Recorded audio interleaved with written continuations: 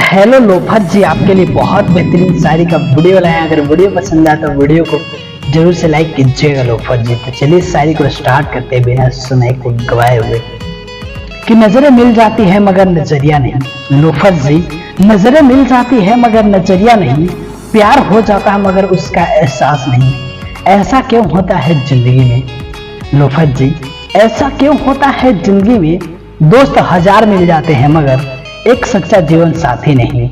मगर एक सच्चा जीवन साथी नहीं। साथी